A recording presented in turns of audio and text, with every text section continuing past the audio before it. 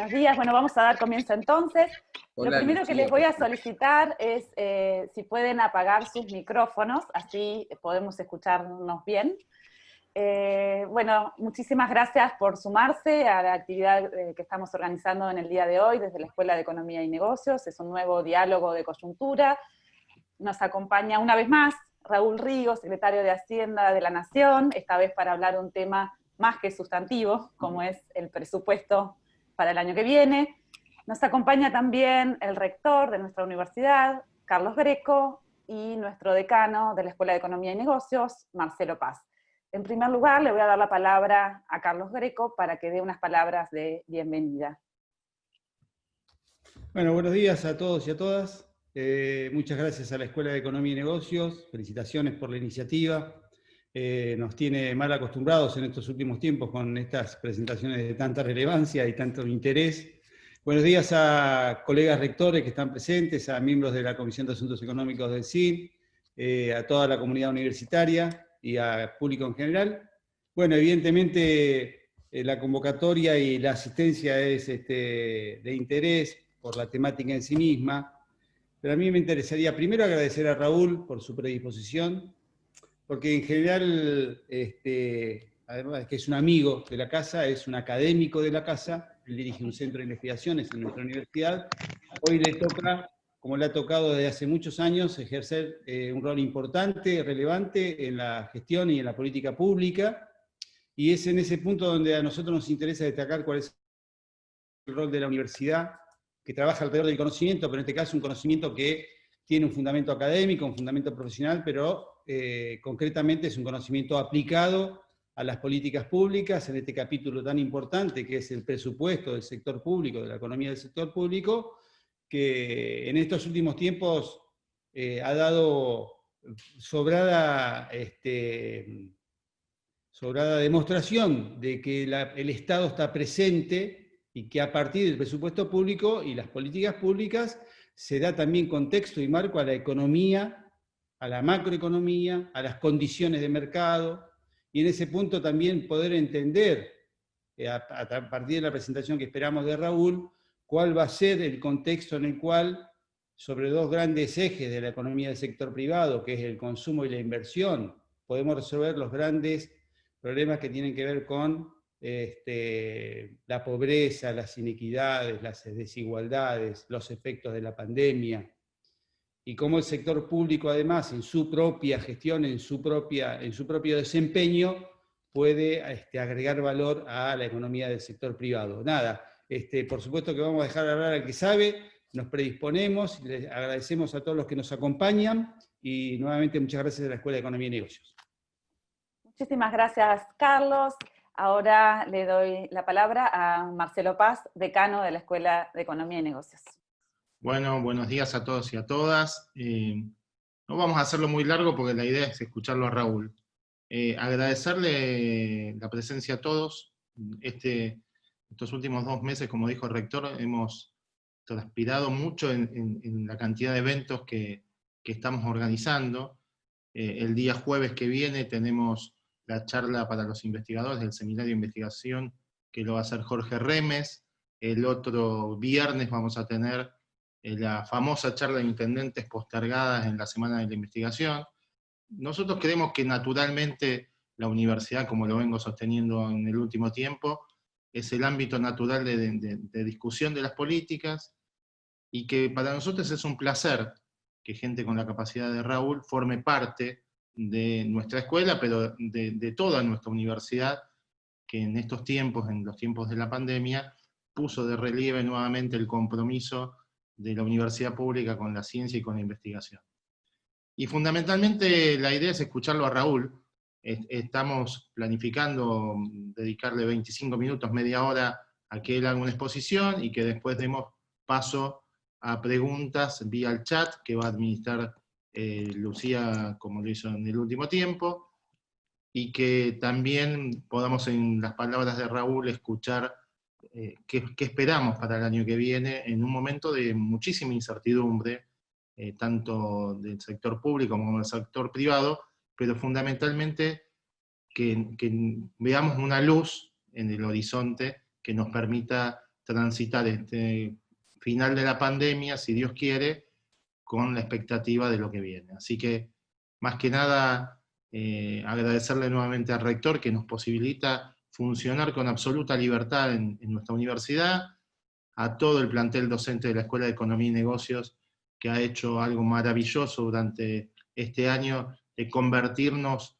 en la bimodalidad pensada en algún momento, en la unimodalidad, y una vez resuelto todos esos problemas, nosotros poder pensar en empezar con los seminarios de investigación, hacer la semana de investigación, hacer los webinars que tanto trascendencia pública están teniendo, pero sin olvidarnos la base, que es seguir dando educación pública con inclusión y con calidad. Así que le doy la palabra a Raúl, que para que nosotros podamos seguir dando esa educación pública con calidad e inclusión, también necesitamos una buena discusión presupuestaria. Así que, Raúl, te cedemos la palabra y gracias como siempre. Bueno, buenos días a todos los que estamos participando de esta reunión virtual. Estoy muy complacido de, bueno, seguir participando en estas reuniones, webinars que organiza la Universidad Nacional de San Martín a través de la Escuela de Economía y Negocios. Mi gran agradecimiento, reconocimiento al rector, a Carlos Greco, al decano, a Marcelo Paz, a ambos, no solamente colegas, sino amigos de muchos años y compañeros de muchas vicisitudes. Así que les estoy muy agradecido nuevamente por este espacio y por supuesto también a todo el equipo, en particular de la Escuela de Economía y Negocios, que hace posible este tipo de actividades en un contexto de tantas restricciones y en un contexto que plantea tantos desafíos, ¿no? Nos plantea tantos desafíos personales, familiares, profesionales. Así que bueno, realmente muy contento de compartir esta presentación sobre el proyecto de ley de presupuesto 2021, que también ha sido producto de un enorme esfuerzo de toda la administración, como siempre lo es, pero en este año en un contexto al menos novedoso, como es el contexto de la virtualidad. Así que estamos desde la Administración Pública Nacional muy contentos porque se generaron los espacios de discusión política y técnica para que este proyecto de presupuesto tomara forma, para que se convirtiera en un proyecto de ley que en estos momentos, como ustedes saben, está siendo discutido en el ámbito de la Comisión de Presupuesto y Hacienda de la Honorable Cámara de Diputados, para, Dios mediante, encontrar sanción, esperamos, en las semanas que quedan, digamos, de aquí a fin de año. Así que bueno, nuevamente gracias por la atención y sin más, si les parece bien, voy a compartirles una presentación.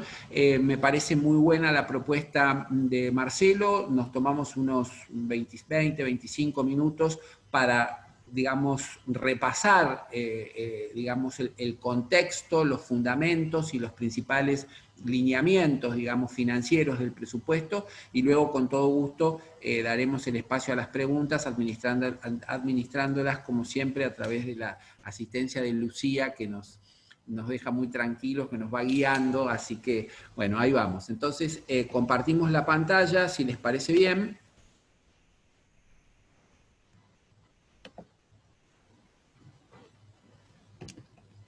A ver, ahí vamos. Bueno, ahí están viendo la presentación, ¿verdad? Sí, se ve perfecto. Sí, correcto. Ok, entonces atacamos.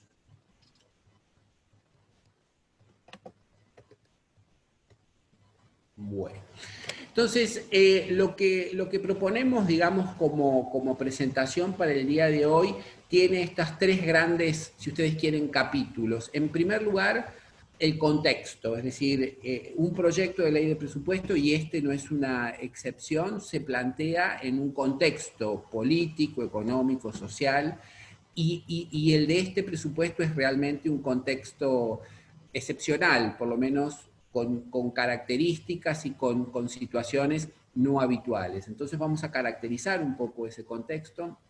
En segundo lugar, vamos a tratar de entender cuáles son las grandes definiciones que conlleva la herramienta presupuestaria como un elemento clave de la política monetaria y fiscal del país, y los pilares del proyecto, que son básicamente, para que los entendamos, las orientaciones de política pública que están contenidas y naturalmente financiadas dentro de este proyecto de ley de presupuesto.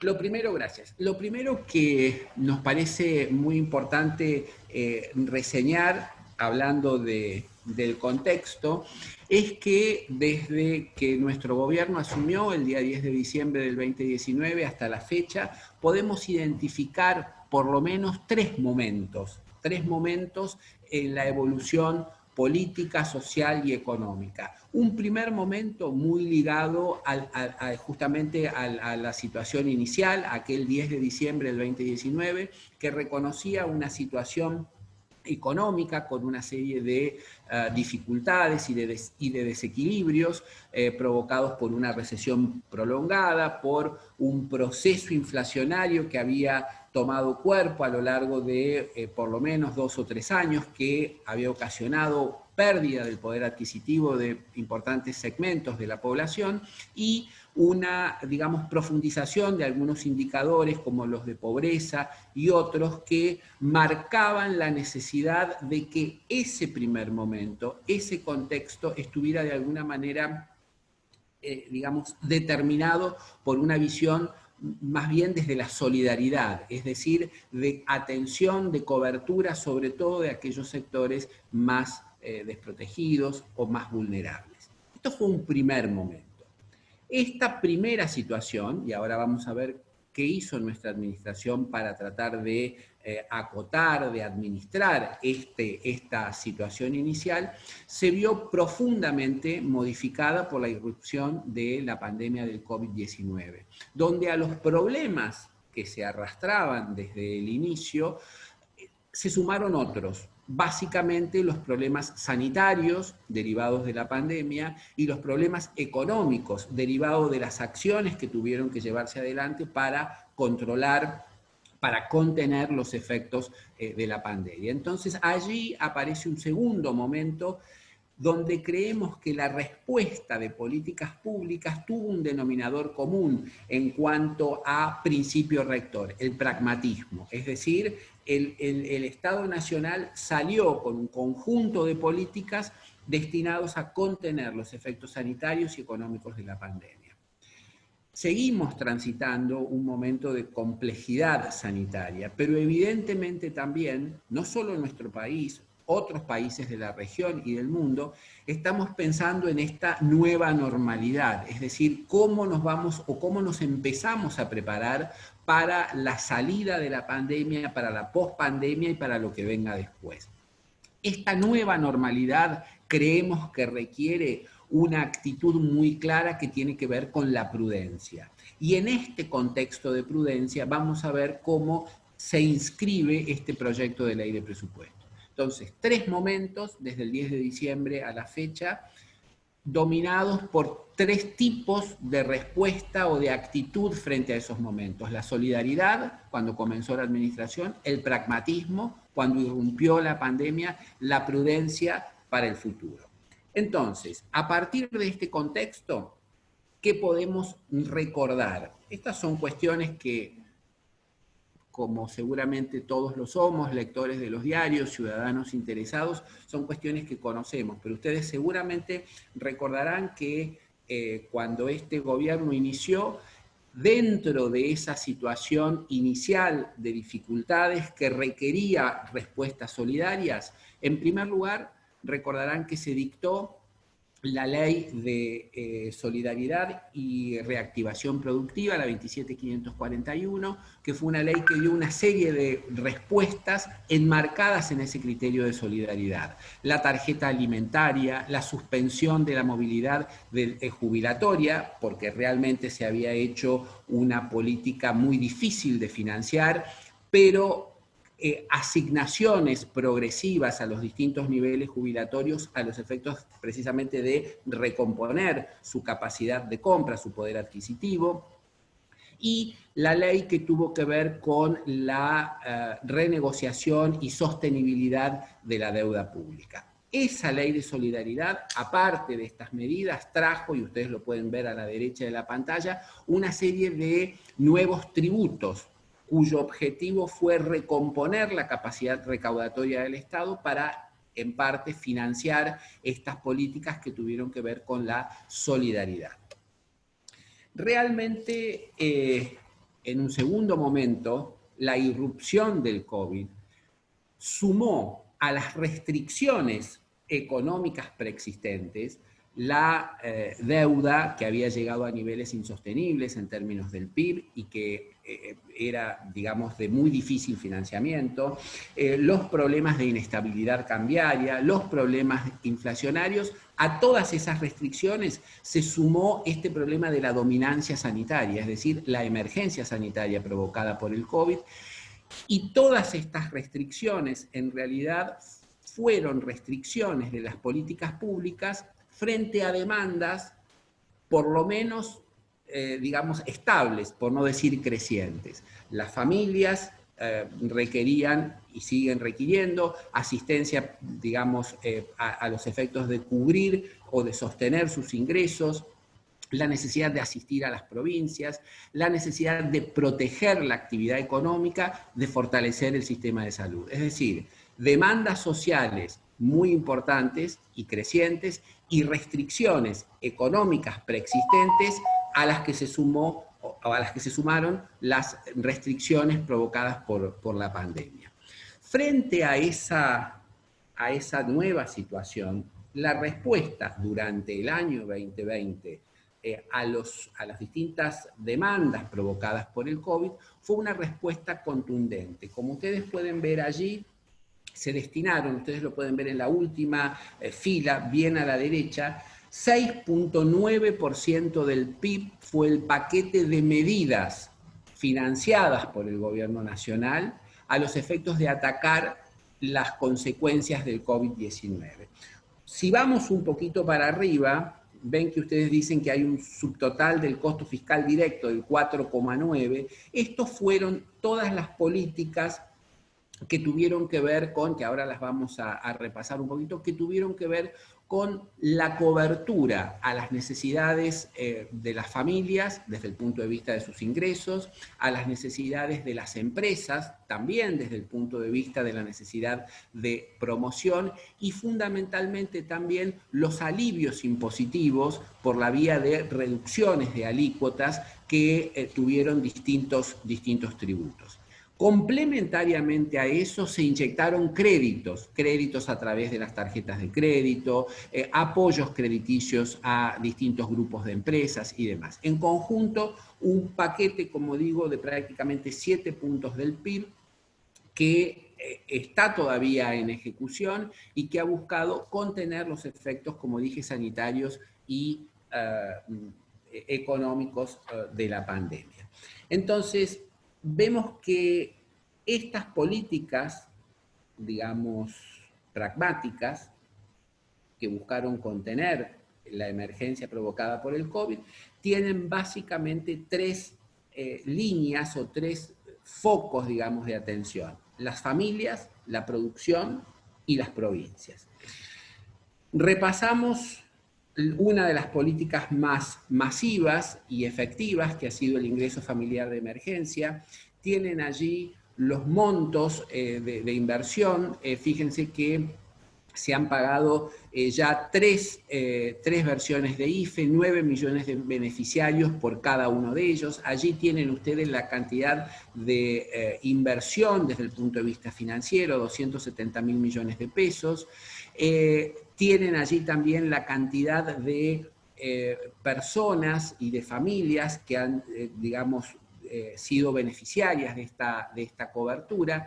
Y en el lado derecho de la filmina ven ustedes allí otras medidas orientadas a proteger el ingreso de las familias complementarias naturalmente al IFE, que han tenido que ver con ayudas a jubilados, suspendiendo el pago de cuotas por préstamos que ANSES les había otorgado, refuerzos en la tarjeta alimentaria, distintos refuerzos para programas preexistentes como la asignación universal por hijo, la asignación universal por embarazo y otras más. Es decir, un conjunto de paquetes destinados a proteger el ingreso de las familias. Desde el punto de vista de la producción, así como existe en el eje anterior el IFE, aquí digamos el programa más importante ha sido el apoyo al trabajo y a la producción, el famoso ATP, que tiene, como ustedes pueden ver allí, 3 canales por donde canaliza esta ayuda: el salario complementario, las contribuciones patronales, la reducción o postergación de alícuotas y el crédito a contrapropistas. Entonces, estas 3 medidas que forman parte de este eje ATP, apoyo al trabajo y la producción, son las que se destinaron al apoyo de las empresas, lo que muchas veces el ministro de Economía sobre todo dice el cuidado del saber hacer, cómo preservamos el conocimiento acumulado en las empresas y en el entramado productivo y comercial que está siendo afectado por la pandemia. La última línea, las provincias. Básicamente el apoyo nacional a las provincias tuvo que ver con restituir o, digamos, recomponer los ingresos perjudicados de las provincias, tanto ingresos de origen nacional como ingresos de origen provincial, a través de distintas medidas. Entonces, en este cuadro ustedes pueden ver que se estimó que las provincias perdieron durante este año unos 200.000 millones de pesos de recursos de origen nacional. Esos RON son los recursos nacionales que van a las provincias, y ustedes pueden ver allí un despliegue de cómo a través de distintas medidas se buscó recomponer esa capacidad contributiva de las provincias, digamos, dañadas por el COVID. 51.600 millones de pesos distribuidos a través del Fondo de ATN, de los aportes del Tesoro Nacional, casi 48.000 millones de pesos a través de préstamos, a través del Fondo Fiduciario de Desarrollo Provincial, distintos convenios de asistencia, 67.000 millones de pesos. Así se recompusieron 166.500 millones de pesos de esos 200.000 que se perdieron, y creemos que para el resto del año vamos a continuar con este apoyo, con más ATNs, con más préstamos a través del Fondo Fiduciario, para recomponer prácticamente la totalidad de esos ingresos dañados. Entonces, después de aquel escenario de la solidaridad, después de este escenario del pragmatismo frente a la emergencia sanitaria, dijimos, bueno, la nueva normalidad. Entonces, la nueva normalidad, que es esta fase de la pandemia y ojalá pronto la pospandemia, requiere, como también lo dijimos, de una administración fiscal fundamentalmente prudente. Y ese es el sentido general en este contexto político, social y económico que planteamos, decía el criterio general que sustenta la formulación del presupuesto 2021. ¿Prudencia en qué sentido? Yo diría en el sentido pleno de la palabra, ¿no? Hemos buscado al menos que el presupuesto o el proyecto de ley de presupuesto esté diseñado en el marco de un escenario macroeconómico consistente, donde realmente la evolución de las principales variables macroeconómicas, el consumo, la inversión, el crecimiento del PIB, los pronósticos de desempleo, respondan a una visión consistente desde lo fiscal y desde el vínculo de lo fiscal con lo macroeconómico, con lo monetario y con lo macroeconómico. Prudente porque tratamos de mandar o de enviar un mensaje a la economía que la tranquilice, que le dé un sendero de expansión, y también prudente porque hemos buscado que las políticas públicas que se han financiado prioritariamente dentro del presupuesto tengan que ver con los desafíos del plan de gobierno de nuestra administración. Estas son las tres características, digamos, que de alguna manera perfilan, caracterizan digamos, este concepto de prudencia que deseamos que este presupuesto tenga para enfrentar un año 2021 que va a tener seguramente un poco de fin de pandemia, un poco de pospandemia y ojalá un poco de mirada a futuro. En ese contexto de prudencia, con esta caracterización, el presupuesto propone grandes, digamos, definiciones fiscales. Estas grandes definiciones fiscales son las que vamos a ver a continuación. En primer lugar, el proyecto recorre un delicado equilibrio que tiene que ver con la sostenibilidad fiscal a mediano plazo. Eso requiere que los déficits fiscales, sobre todo el del 2020, que ha sido un déficit muy importante, o está siendo un déficit muy importante, producto de todas estas políticas que venimos reseñando, este 6,9 que decíamos del PIB, en términos de políticas para contener los efectos del IFE, bueno, ha generado o generará un déficit fiscal importante durante este año 2020. Entonces, el presupuesto para el 2021, en primer lugar, busca reducir ese déficit, reducirlo progresivamente para llevarlo en el mediano plazo a un sendero de sostenibilidad, pero al mismo tiempo busca, como decía el decano al principio, sostener la actividad de un Estado presente. Entonces, por un lado, va hacia un sendero de consolidación fiscal, pero por otro lado, permite que el gasto público sea expansivo. Consistente con este escenario macroeconómico que decíamos recién, el déficit primario que plantea el presupuesto para el año 2021 es del 4,5 del PIB. Piensen que este año vamos a terminar en 7,5 del PIB aproximadamente. Quiere decir que el déficit fiscal se reducirá, dando espacio, sin embargo, a un gasto público expansivo. Primer gran definición. Lo que es interesante,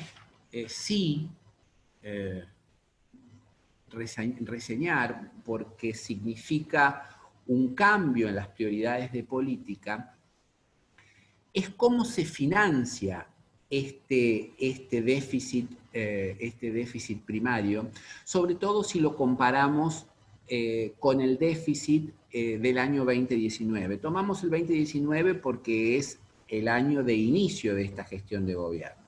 Entonces ustedes pueden ver allí que el déficit financiero en el año 2019 fue del 4,7. Entonces ustedes ven allí que nosotros podemos pasar o podemos expandir el gasto primario contenido en aquel presupuesto del 2019 a través de un conjunto de políticas que precisamente financian estas políticas públicas que tienen que ver con la contención, con la promoción de distintas actividades, la educación, la ciencia, la tecnología, la producción. Y todas estas nuevas políticas que ustedes tienen reseñadas allí, el gasto de capital, los subsidios económicos, las prestaciones sociales, las transferencias a provincias, que generan naturalmente esta expansión del gasto público, se financian en gran parte por la reducción de la carga de intereses que el gobierno nacional ha logrado a través de la reestructuración de su deuda pública. Es decir, que lo que estamos observando aquí es, a niveles similares de déficit primario, una distinta composición del gasto público, una retracción medida en términos del PIB de los fondos dedicados al pago de intereses de la deuda y una expansión de políticas públicas activas. Este es otro gran rasgo de este proyecto de ley de presupuesto y es un rasgo que es característico de las políticas o de la orientación de política de la actual administración. Y naturalmente, como dije, reitero, poniendo al proyecto de ley de presupuesto como un primer paso hacia un sendero de consolidación, es decir, de sostenibilidad de la política fiscal a mediano plazo. La segunda gran definición tiene que ver con las expectativas que plantea el proyecto de ley de presupuesto respecto del comportamiento de la economía. El escenario macroeconómico que subyace a este proyecto de ley de presupuesto propone un crecimiento importante del Producto Interno Bruto en el año 2021 de 5,5%.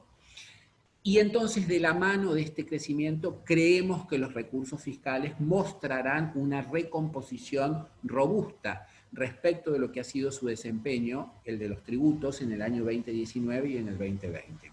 Años en los cuales, insisto, la recaudación tributaria, los recursos fiscales han estado dañados. En el caso del 2019, por la mala situación macroeconómica, en el caso del año 2020, sumados a los problemas económicos, los provocados por la pandemia.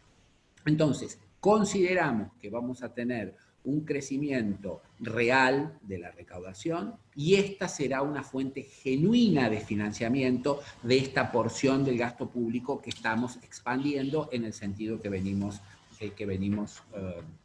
nombrando. Fíjense, si lo vemos, este cuadro nos muestra una evolución de la recaudación tributaria en términos del PIB. Entonces vean, si nosotros comparamos, por ejemplo, la última barra de esta serie rosada del 2019 con el 2021, vemos una recuperación importante desde el 23,7 del PIB, esto es la recaudación total sobre el PIB, 23,7 en el 2019, mismo cociente para el 2021, 25,1. Esta es la recuperación robusta de la recaudación de la mano de un crecimiento económico que se propone en el marco de este escenario macroeconómico consistente para el próximo año. Y nuevamente, esto será una fuente de financiamiento de las políticas públicas expansivas. Vamos a una tercera definición que tiene que ver con esto que acabamos de decir. Así pensamos financiar las políticas del Estado presente. Estas políticas que tienen que ver con la educación, con la ciencia y la tecnología, con la producción, la innovación y todos los pilares que ahora vamos a ver dentro del presupuesto, tomando esta palabra pilares como prioridades u orientaciones de política pública. Y como ya dijimos también, parte de este financiamiento será, digamos, provisto por la reducción, la disminución de los intereses de la deuda pública a raíz de el proceso de reestructuración exitoso de la deuda pública que llevó adelante nuestra administración. Si ustedes se fijan en la lámina que sigue, una de las caras de este rol activo del Estado pretende, lograrse a través de una mejora de los distintos componentes del gasto primario. El gasto primario pasará del 17,9 del PIB en el año 2019 a un 20,6 del PIB en el 2021. Ha sido muy interesante o está siendo muy interesante en la discusión parlamentaria la comparación con el 2020. Claro, el gasto público en términos del PIB en el año 2021 será menor que en el 2020 y ustedes lo pueden ver allí. ¿Por qué? Porque el año 2020 está fuertemente impactado por estas grandes acciones que tuvieron que ver con el pragmatismo para enfrentar la crisis COVID. El gasto público en el año 2020 va a trepar prácticamente a 24 puntos del PIB. Naturalmente en que en el 2021, de la mano de este sendero hacia la consistencia y a la sostenibilidad fiscal, va a verse reducido, pero sí va a quebrar la tendencia del periodo 2015-2019, como ustedes pueden, apreciar allí. Uno de los principales motores de este gasto primario creciente en términos del PIB será la inversión pública, cuestión que veremos enseguida. Como ya dijimos, simplemente lo graficamos aquí, gran parte de esta expansión del gasto primario está financiado por la caída del peso de los intereses de la deuda pública en el presupuesto, que es realmente una caída muy significativa. Fíjense que en el año 2019 dedicamos 3,4 puntos o 3,4% del PIB al pago de intereses. En el 2021, 1,5 del PIB será el financiamiento para esa partida. Realmente la reducción es muy significativa, nuevamente esto da cuenta de, digamos, lo exitoso que fue el proceso de reestructuración de la deuda. Entonces, hasta aquí los pilares que tienen que ver con la prudencia, con la consistencia macro, con la sostenibilidad fiscal de mediano plazo, con estas características fundamentales en la recaudación y en la caída de los intereses. Ahora, ¿cuáles son las prioridades de política pública? Es decir, ¿dónde expresa el presupuesto la visión política, económica, social de nuestra administración y dónde están esas prioridades? Esto lo expresa el presupuesto 2021 en un capítulo. Los que tienen ganas o interés, recomiendo la lectura del mensaje que acompaña la ley de presupuesto. Es un mensaje muy exhaustivo y que muestra estos pilares como las prioridades de políticas públicas. Bueno, estos los hemos organizado de la siguiente manera. Por un lado, hay tres ejes, como tres grandes líneas de agrupación de las políticas públicas. Las que tienen que ver con el dinamismo productivo y la infraestructura, las que tienen que ver con el bienestar, con la inclusión y las políticas de género, y las que tienen que ver con la seguridad y la justicia. Estos son grandes paraguas, grandes ejes. Dentro de cada uno de estos ejes encontramos conjuntos transversales de políticas públicas que precisamente albergan las principales asignaciones que financiarán estas políticas en el año 2021. Los pilares son estos 6 que ustedes ven allí: infraestructura productiva y vivienda, innovación y desarrollo, salud pública, educación y conectividad, inclusión social activa y género y diversidad. Quiere decir que este gasto primario expansivo al que nos venimos refiriendo se expresará en el presupuesto a través de estos pilares que se concretan en programas definidos en cada uno de los ministerios, jurisdicciones y entidades que precisamente buscarán resultados de política en estos 6 campos que vemos aquí. Para cada uno de estos pilares ustedes pueden encontrar en el presupuesto, insisto, los programas que tienen que ver con mejorar la infraestructura productiva y mejorar la vivienda, los que tienen que ver con disminuir las brechas de género o los que tienen que ver con la protección de los sectores vulnerables, según cuál sea cada uno de estos pilares. Es decir, esta es una manera, yo diría, un poco, si quieren, política, holística de entender las prioridades de financiamiento dentro del presupuesto. El presupuesto, de cualquier manera, es una identidad contable, entonces para hablar de presupuesto hay que hablar de números, ¿no? Por eso vienen estas filminas que nos van mostrando para cada uno de estos pilares cómo y en qué cuantía se expresa la expansión de las políticas públicas vinculadas, insisto, con cada uno de estos pilares. El primer pilar era la infraestructura productiva y la vivienda. Fíjense que la inversión en gasto de capital vino reduciéndose de manera permanente desde el año 2015 hasta el año 2019. En el año 2020, hasta llegar a ese 1.1 del PIB en el año 2019. El año 2020 es un año complejo, es un año atípico, porque gran parte de estas obras de infraestructura se vieron afectadas por las medidas del ASPO y del DISPO y demás. Sin embargo, de la mano de esta visión, digamos, de Estado presente, expansiva, 2.2% del PIB será la inversión en el año 2021 para este pilar de infraestructura productiva y vivienda. Acá, ¿qué tenemos? Los programas que están en el Ministerio de Obras Públicas, en el Ministerio de Hábitat, en organismos como Vialidad, como ENOSA, AISA, toda la inversión pública que busca mejorar, ampliar, mantener la infraestructura productiva y, naturalmente, el acceso a la vivienda. El segundo pilar es la innovación y el desarrollo. Yo diría es la apuesta que a través del financiamiento del presupuesto el Gobierno Nacional, digamos, focaliza hacia todas estas actividades que promuevan la actividad empresaria de la mano de una mejora en la inversión de la ciencia y la tecnología y de la mano de todas las políticas que a través del Ministerio de Desarrollo Productivo se ponen en marcha para financiar, subsidiar, promover la actividad productiva en general. Esto también tiene un crecimiento muy importante en términos de, digamos, inversión pública. Fíjense que salta del 0,2% del PIB en el año 2019 al 0,5% del PIB en el año 2021.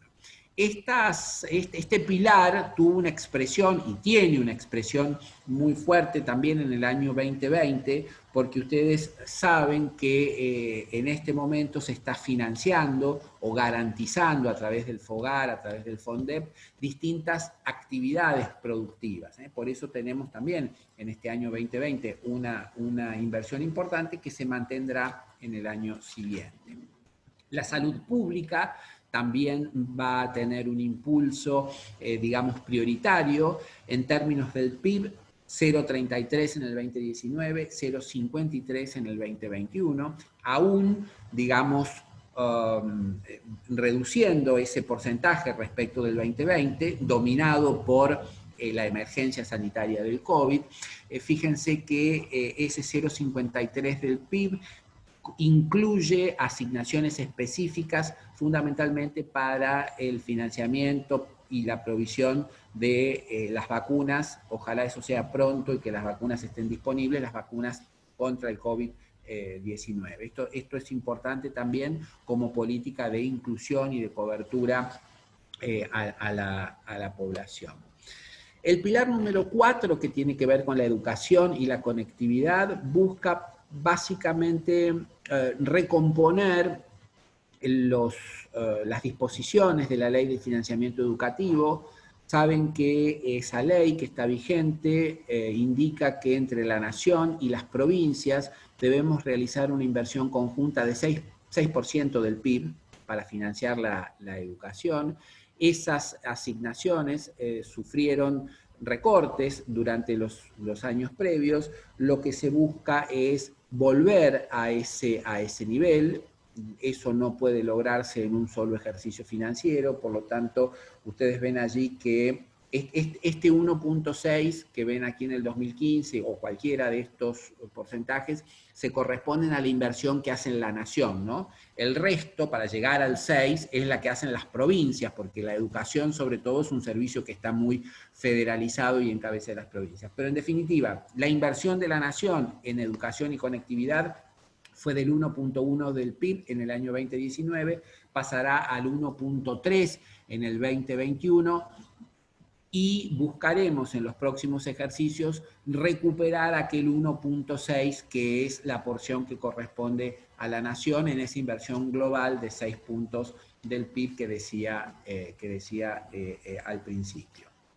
El pilar número 5, que es el que sigue, el de la inclusión social activa, que tiene que ver básicamente con la protección e inclusión de sectores vulnerables a través de múltiples programas, la mayor parte de ellos focalizados en el Ministerio de Desarrollo Social y de Trabajo, también tendrá un crecimiento importante. Ven allí las cifras, 0,5 del PIB en el 19, 0,7 en el 2021.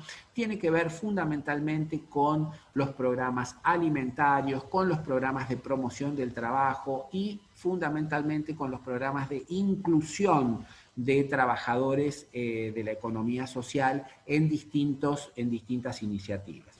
Así que allí tenemos este pilar. El último, y ya para cerrar y dar espacio a las preguntas, este pilar que tiene que ver con el género y la diversidad.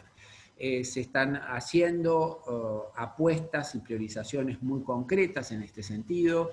Estamos trabajando de manera coordinada entre distintos sectores del gobierno nacional en políticas transversales que incorporen una nueva mirada, digamos, sería la mejor manera de decirlo, en la gestión de políticas públicas, para buscar en todas y cada una de esas gestiones cuáles son las acciones que desde cada una de esas políticas se pueden llevar adelante para acortar, para cerrar brechas de género. Es decir, que este pilar de género y diversidad no tiene que ver solamente con el Ministerio de Mujeres, Género y Diversidad, que por supuesto tiene que ver con eso. Tiene que ver también con trabajar, insisto, con esta visión horizontal en todas las políticas públicas que se llevan adelante desde toda la Administración Nacional para identificar en cada una de esas políticas qué acciones podemos hacer para achicar brechas de género. Bueno,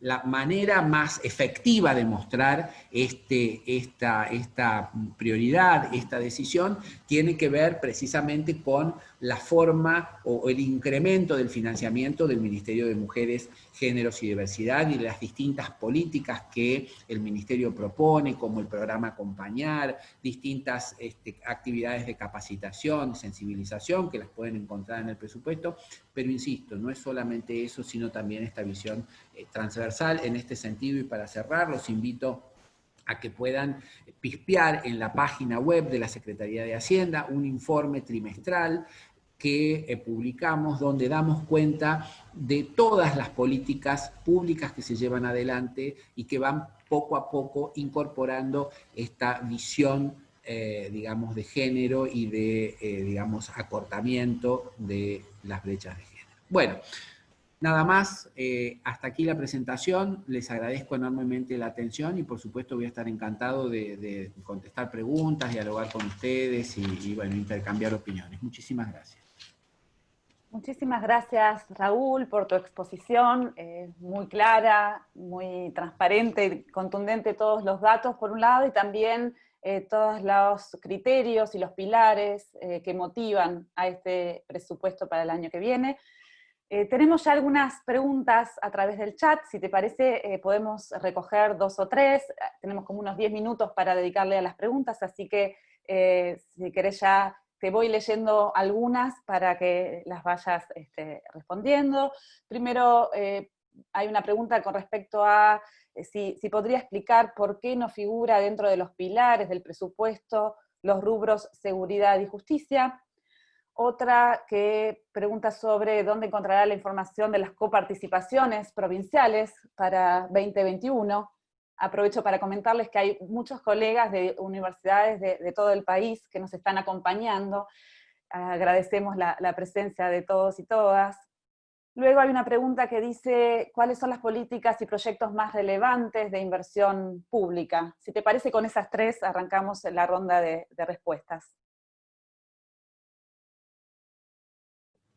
Bueno, muchas gracias, Lucía, y muchas gracias a todos por las preguntas. Seguridad y justicia, si ustedes recuerdan, está marcado allí como un eje. Hay numerosas políticas que tienen que ver con la seguridad y justicia. Yo voy a nombrar 2 o 3 que me parece que son las más relevantes. En primer lugar, ustedes sabrán que ya desde este año 2020 y continuando hacia el 2021, hay una política de mejora salarial tanto para el personal de las Fuerzas Armadas como de las Fuerzas de Seguridad, que tiene que ver, no me quiero poner muy técnico con esto, que tiene que ver con el blanqueo.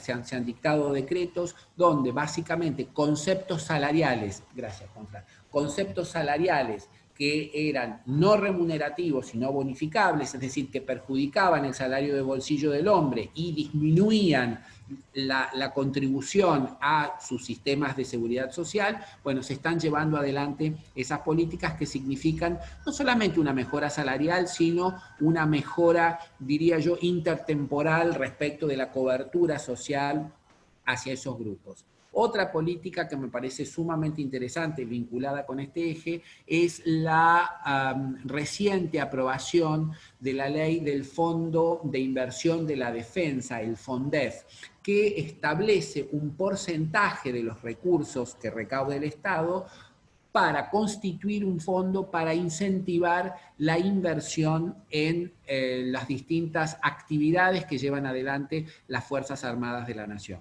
Esta es otra clara política de asignación de fondos a 2 ejes concretos, el salarial y la inversión en el campo de la seguridad y de la defensa. Podríamos nombrar otras, pero en aras a la síntesis ahí lo dejamos.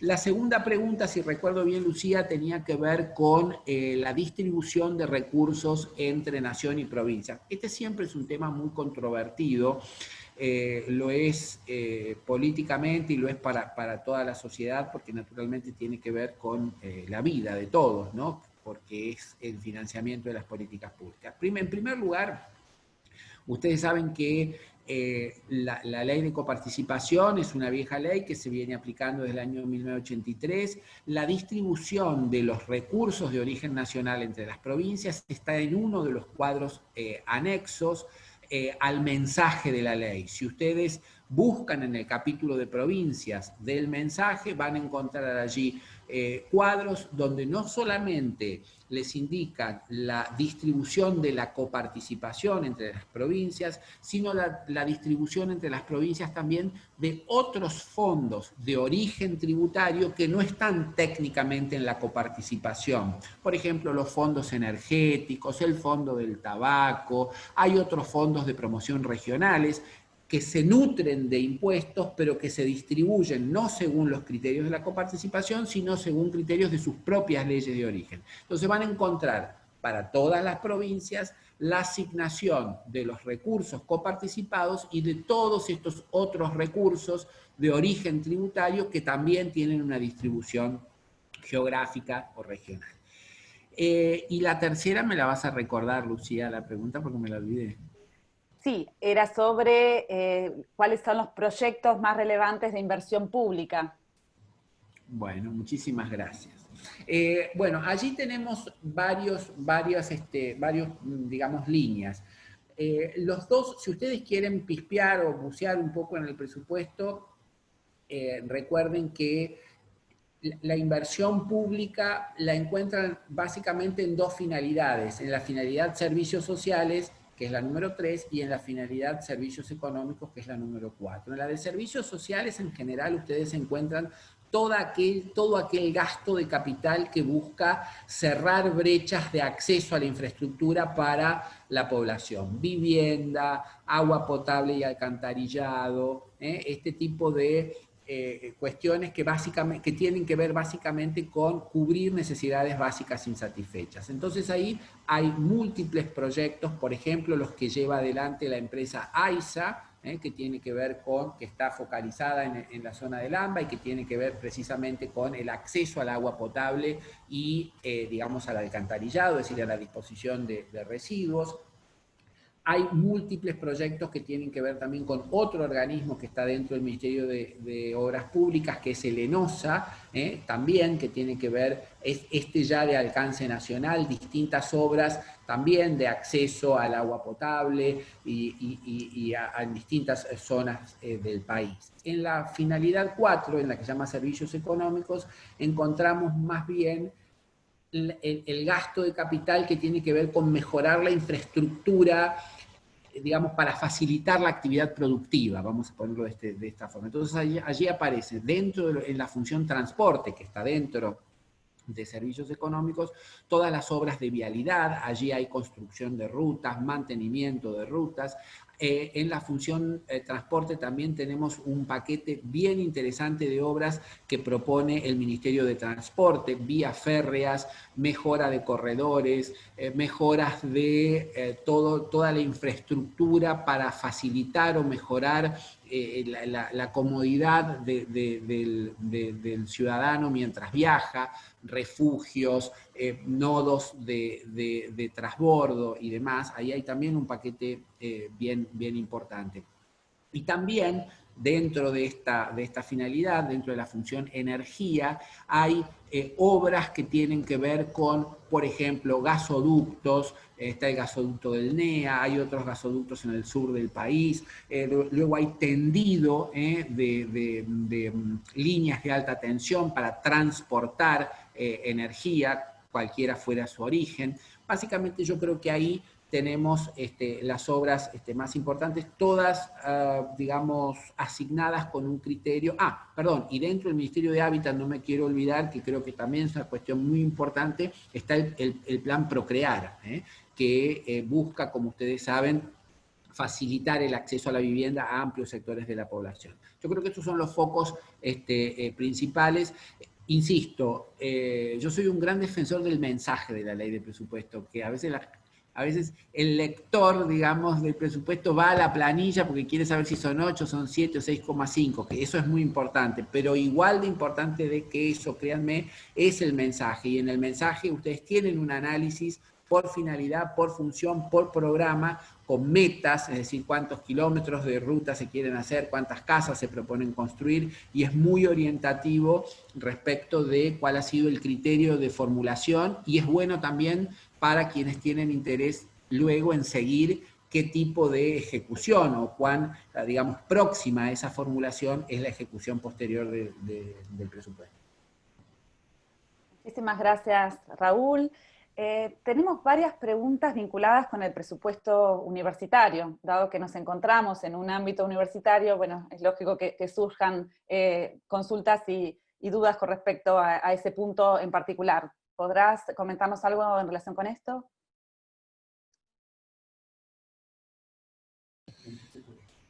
Naturalmente, sin política, ¿no? Bueno, ahí creo que es importante hacer una aclaración. El presupuesto, mejor dicho, más que el presupuesto universitario, yo diría el aporte del Tesoro Nacional al financiamiento de los presupuestos universitarios. Acá tenemos una primera consideración para hacer, y está muy buena la pregunta porque esto ha sido objeto de alguna duda o controversia, no solamente para las actividades universitarias, sino para las que tienen que ver con la ciencia y la tecnología. Miren, en primer lugar, el aporte que hace el Tesoro a las universidades nacionales, como así también el financiamiento de instituciones emblemáticas en el ámbito universitario y científico, como el CONICET, son asignaciones que están fuertemente dominadas por el gasto salarial, ¿sí? Entonces, el proyecto de ley de presupuesto propone, entre otras, digamos, decisiones, financiar una determinada política salarial para el año 2021. Esa política salarial es una política que busca una recuperación, toda la que se pueda financiar, en términos reales de los salarios de los científicos y de los universitarios. Ahora bien, ese porcentaje, la cadencia, es decir, los momentos en los que se van a dar esos incrementos salariales durante el año 2021 todavía no están determinados.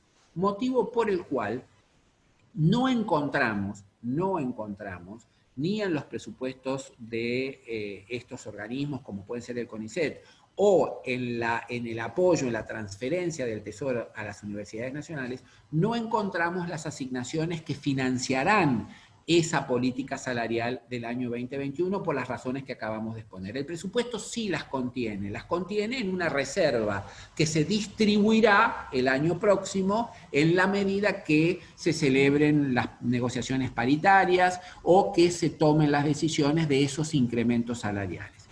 En algunos casos, la transferencia a las universidades es uno de ellos, el CONICET es otro. Si nosotros comparamos de manera directa el presupuesto, por ejemplo, del CONICET del 2021 contra el 2020, el crecimiento es un crecimiento menor al que efectivamente va a ser, porque, como acabo de manifestar, una parte importante de su presupuesto todavía no está asignado allí. Para el caso de universidades, si nosotros miramos 2021 contra 2020 puro, así como están las partidas en un año y en otro, el crecimiento es del 17,4 de crecimiento interanual.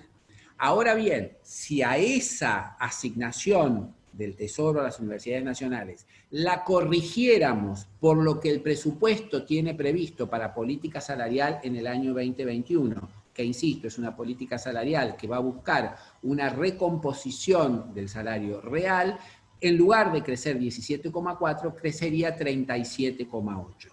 dado que el presupuesto prevé una inflación un poco menor al 30%, el 29%, este 37,8 versus el 29 nos daría la pauta o la magnitud del incremento real que tendría esa asignación para el presupuesto universitario. Complementariamente, también tenemos dentro del presupuesto de la Secretaría de Políticas Universitarias otros programas que buscan el financiamiento de políticas específicas que tienen que ver con, bueno, programas prioritarios y demás. Para el CONICET pasa exactamente lo mismo que acabo de manifestar. Espero que con esto poder responder. Por ahí vi en el chat, perdóname Lucía que me meta, pero no puedo con mi genio, vi que alguien hablaba ahí de los gastos, que estaba bien el análisis que hace el secretario, pero hay problemas con los gastos atrasados.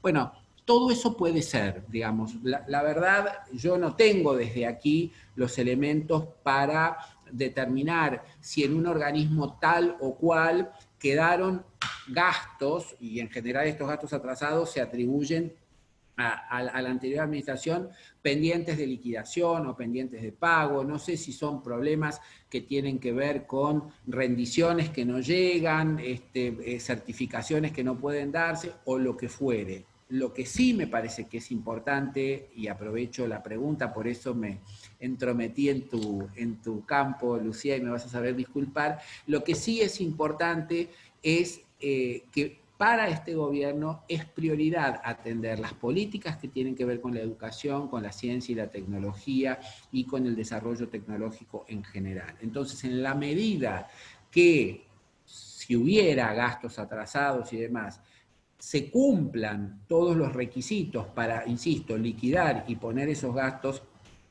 digamos, transformarlos en una orden de pago, desde el presupuesto, desde el Tesoro, los vamos a atender prioritariamente, naturalmente en la medida que digamos, la situación de financiamiento también es complicada, pero también es muy clara la prioridad en este sentido.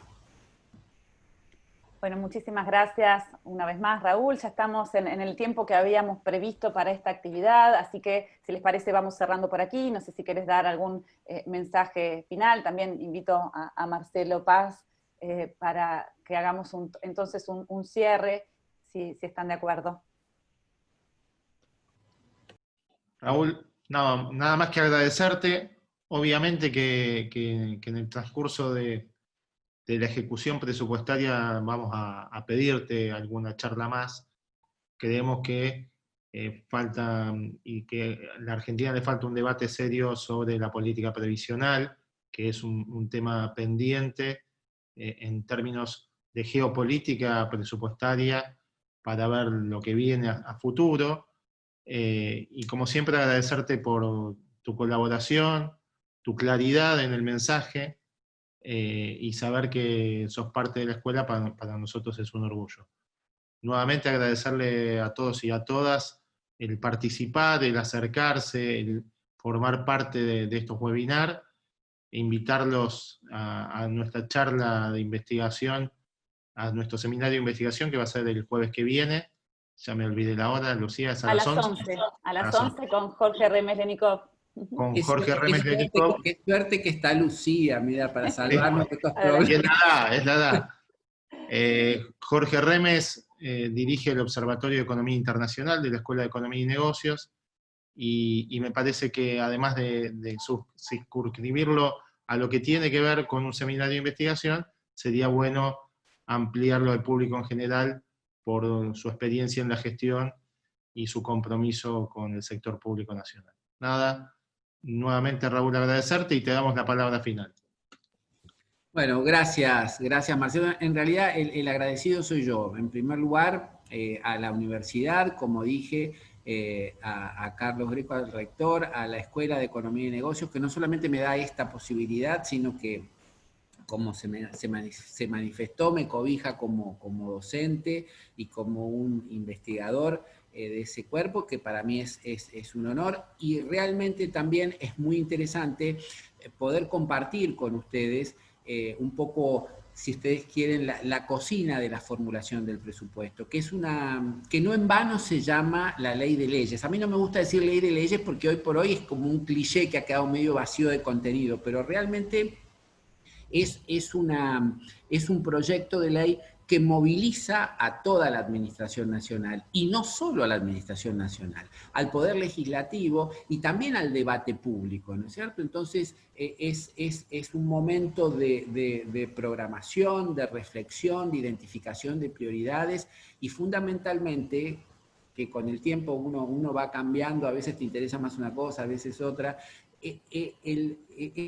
importante la actividad de asignación del presupuesto, es decir, cómo asignamos estos recursos, que siempre son escasos, a prioridades de políticas que son siempre competitivas y son todas importantes, y cómo, digamos, desde la administración buscamos espacios de financiamiento asequibles y sostenibles para esas políticas públicas, cómo mejoramos la recaudación sin llevar los niveles de presión tributaria a que sean insostenibles, cómo buscamos vías alternativas de financiamiento sin que eso nos genere otros desequilibrios, es decir, un gran ejercicio de asignación entre distintas alternativas de políticas públicas, de financiamiento y de recursos. Por eso es tan interesante, por eso yo siempre digo, invito a leer el mensaje, los informes que hacemos.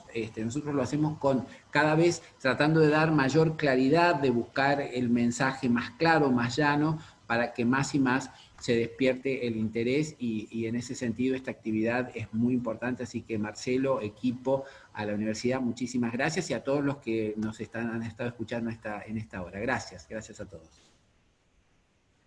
Muchas gracias, Raúl. Gracias a todos y a todas por acompañarnos. Hasta la próxima.